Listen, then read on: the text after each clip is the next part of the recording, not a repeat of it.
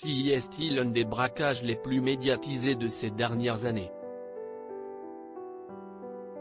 Dans la nuit du 2 au 3 octobre 2016, alors qu'elle est de passage à Paris pour la Fashion Week, la star de télé-réalité Kim Kardashian est victime d'un braquage à main armée dans sa chambre de l'hôtel de Portales où elle séjourne.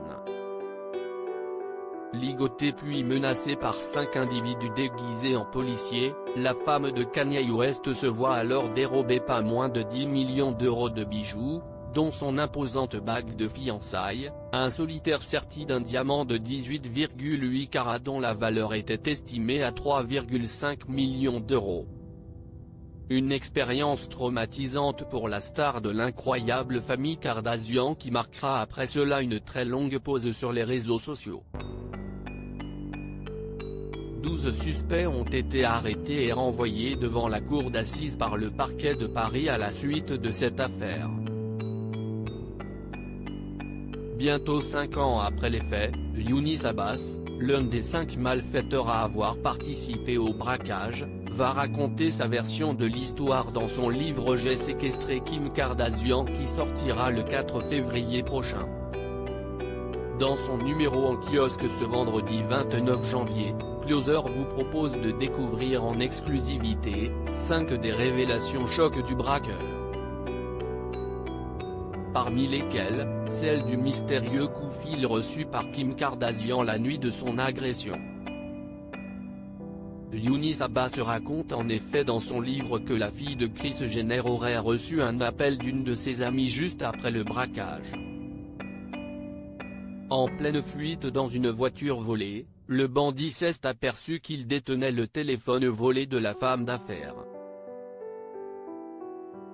Au moment où je croisais une voiture de police en maraude, une sonnerie de téléphone totalement incongrue m'a fait sursauter, a-t-il raconté avant de poursuivre, devant mes yeux incrédules, un nom apparaît alors sur l'écran lumineux.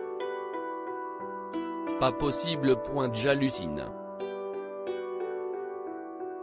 Selon ses dires, ce nom n'était autre que celui de la chanteuse américaine Tracy Chapman qui voulait vraisemblablement discuter avec Kim ce soir-là à 4 heures du matin.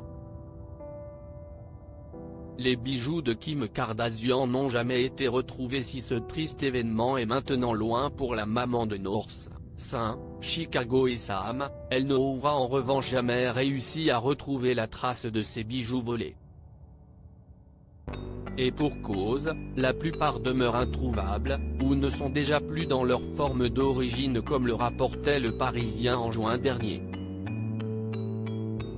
La police n'a jamais retrouvé la totalité des bijoux, ce qui représente un préjudice financier et moral important pour Kim Kardashian, avait confié son avocat Jean Veil. En ce qui concerne la fameuse bague de fiançailles à 3,5 millions d'euros offerte par Kanye West à son épouse, elle aurait été remise à un commanditaire qui l'aurait revendue pour la somme de 400